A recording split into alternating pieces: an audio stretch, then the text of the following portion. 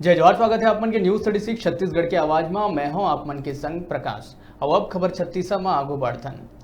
Korea जिला में ये बेरा फिर हाथी के धमक ले इलाका में दहशत फैल गई है। लगातार दूसर बेरा है कि एक महीना में दूसर हाथी के दल के आगमन हुए हैं।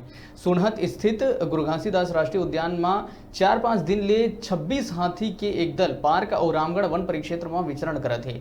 वहीं संझा के बेरा गांव में हाथी के धमक ले ग्रामीण मन भयभीत है।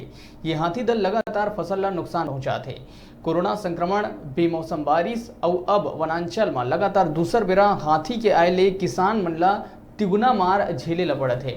26 हाथी के दल गुरु घासीदास राष्ट्रीय उद्यान सोनहत स्थित बरंगा जंगल में डेरा जमाए हुए हैं।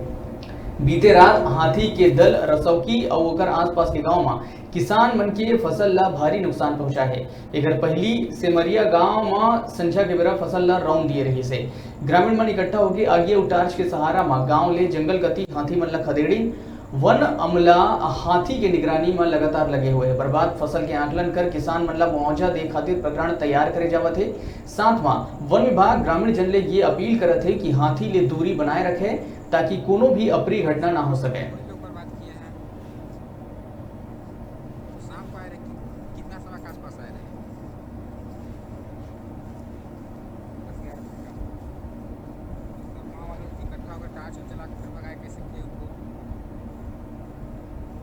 कम से कम 30-35 हाथी थे और हम लोग गांव वाले इकट्ठा सब होके लाइट लेके उन लोगों को वहाँ से कुदाया और हाथी जंगल की ओर चले गए।